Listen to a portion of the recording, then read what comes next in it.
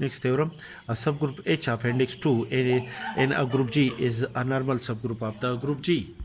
Prove. Suppose that H is a subgroup of G of index 2, that is the index of H in G is equal to 2.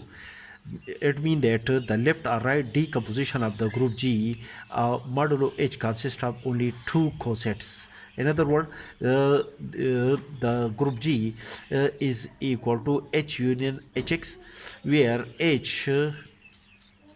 is the right cosets determined by an identity element E of the group G, which is also equal to H, and Hx is another right cosets determined by an element x of the group G, such that the next coset is equal to Hx. Therefore, the decomposition, that is the group G, is decomposed into right cosets H and Hx, and these two cosets are designed, or the group G is decomposed in two left cosets, that is the left cosets determined by an identity element E of the subgroup H is equal to the subgroup H by itself, and another left cosets determined by the element X belong to the group G is equal to Hx. And now the left or right cosets determined by other elements x x x y z and so on of the group G is equal to hx. It is either equal to yh and either equal to hx, or either the left coset yh is equal to h, or when we calculate zh, that is the left coset determined by an element z of the group G, which is either equal to h or either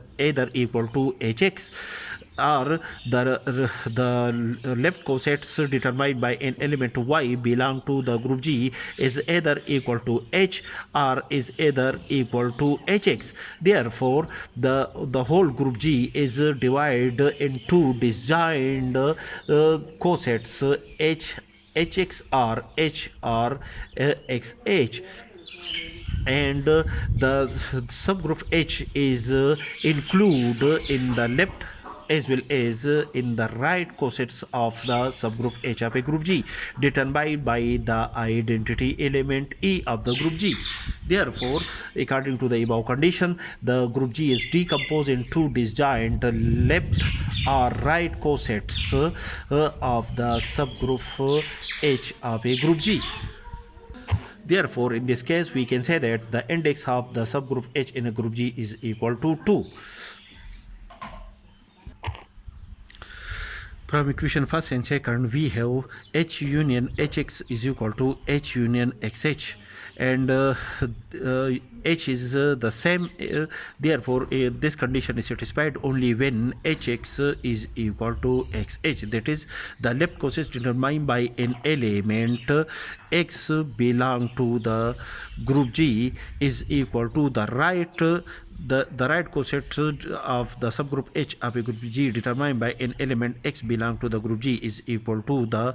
left cosets of the subgroup H in a group G determined by the same element X belong to the group G. Next, if G is an element of the group G, then according to the above condition, either the element G is an element of the right coset H, or the element G is an element of the right coset or left coset Hx. If G is an element of the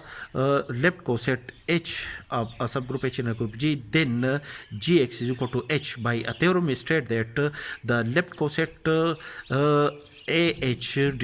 is coincide with the subgroup H of a group G if the element A determined the left or right coset AH or HA is equal to AH is equal to H or H is equal to H if the element A determine the left or right cosets is an element of the subgroup H of a group G. Therefore, the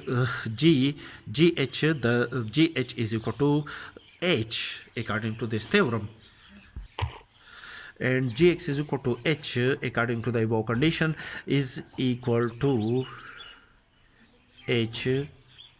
G.